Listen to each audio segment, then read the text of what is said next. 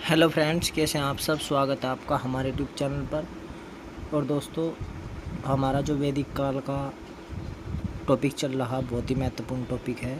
यहाँ से प्रश्न बहुत ही ज़्यादा आते हैं और आज इसी के क्रम में हमने जो टॉपिक लिया है वो है 10 राग युद्ध से। 10 राग युद्ध से जितने भी महत्वपूर्ण प्रश्न हो सकते हैं वो हम लेकर आए हैं। अब चूँकि दोस्तों एक प्रश्न बन सकता है कि 10 राग युद्ध में कितने कबीले थे, तो 10 कबीले थे और 30 भी आ सकता है, बाद में 30 भी हो गए थे, ठीक है। और उन कबीलों का नाम भी दे सकते हैं, ठीक है।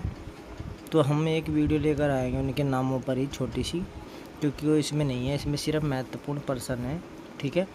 तो चलिए देखते हैं ये महत्वपूर्ण प्रश्न और शुरू करते हैं पहले प्रश्न से। चलिए देखिए, वीडियो अंत तक ज़रूर देखें क्योंकि महत्वपूर्ण प्रश्न है और परीक्षा में आने वाले ही प्रश्न हैं। चलिए पहला प्रश्न है, 10 राग युद्ध का वर्णन कहाँ मिलता है। तो 10 राग युद्ध का वर्णन ऋग्वेद के सप्तमंडल में मिलता है, ठीक है। तो यहाँ पर 4 वेद है और 4 वेद में सबसे पहला या सबसे प्राचीन ऋग्वेद ही है। तो ये ऋग्वेद में मिलता है 10 राग युद्ध का वर्णन, ठीक है। चलिए अगले प्रश्न पर चलेंगे। अगला प्रश्न है, 10 राग युद्ध किस नदी के किनारे लड़ा गया था, ठीक है। तो ये जो युद्ध हुआ था ये पुरुषनी नदी के किनारे, जिसका नाम रावी है, ठीक है, रावी नदी, ठीक है। चलिए अगले प्रश्न पर चलेंगे। अगला प्रश्न है, 10 राग युद्ध वर्तमान में किस जगह हुआ था। तो 10 राग युद्ध वर्तमान में किस जगह होता, तो दोस्तों ये था पाकिस्तान पंजाब में, ठीक है। पाकिस्तान पंजाब में जो वर्तमान जगह है भी, यहाँ पर ये युद्ध लड़ा गया था रावी नदी के किनारे, ठीक है। चलिए अगले प्रश्न पर चलेंगे। अगला प्रश्न है, आर्य कबीलों का नेतृत्व किसने किया था। तो किसने नेतृत्व किया था इन कबीलों का। ये 10 कबीले थे, ठीक है। कितने, 10, और बाद में मतलब 30 तक इनकी संख्या पहुंच गई थी, ठीक है। तो पुरु ने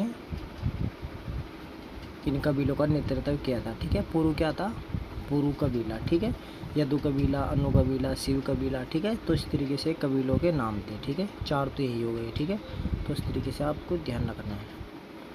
तो आर्य कबीलों का नेतृत्व किसने किया था, तो पुरु ने किया था, ठीक है। चलिए अगले प्रश्न पर चलेंगे। अगला प्रश्न है, कबीलों के पुरोहित ऋषि कौन थे। तो दोस्तों कबीलों के पुरोहित ऋषि जो थे वो थे विश्वामित्र जी, ठीक है। विश्वामित्र पुरोहित ऋषि थे कबीलों के, ठीक है। चलिए मतलब जो एक कबीले थे 10 इनके, ठीक है, जो पुरु। चलिए अगले प्रश्न पर चलेंगे। अगला प्रश्न है, कबीलों में सबसे शक्तिशाली कौन सा था, ठीक है। तो जितने भी ये कबीले थे, 10 कबीले थे, इनमें सबसे शक्तिशाली कौन सा कबीला था। तो दोस्तों पुरु कबीला सबसे शक्तिशाली था, ठीक है। चलिए अगले प्रश्न पर चलेंगे। चलिए अगला प्रश्न देखते हैं। और देखिए यहाँ पर भरतजन है, तो देखिए की तरफ तो 10 कबीले थे, ठीक है। पुरु, शिव अभी बताया अभी मैंने, और दूसरी तरफ थे भरतजन के राजा, ठीक है। अब देखिए तो भरतजन का राजा कौन था जो दूसरी तरफ युद्ध लड़ रहा था। तो भरतजन का जो राजा था वो था सुदास, ठीक है।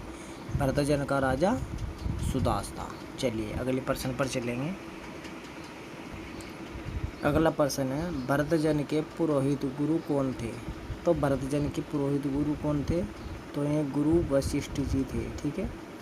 अब देखिए पुरु के कौन थे, कबीलों के विश्वामित्र, ठीक है, और भरतजन के पुरोहित गुरु वशिष्ठ, ठीक है। चलिए अगले प्रश्न पर चलेंगे। अगला प्रश्न है, इस युद्ध में किसकी जीत हुई थी, ठीक है। तो जो 10 राग युद्ध हुआ इसमें किसकी जीत हुई, किसकी हार। तो देखिए इसमें सुदास की क्या हुई थी, जीत हुई थी, ठीक है। और पुरुकुत्स ये मारा गया इस युद्ध में, ठीक है। और इसके बाद इसने भेद नामक शासक को भी मारा था सुदास ने, ठीक है दोस्तों।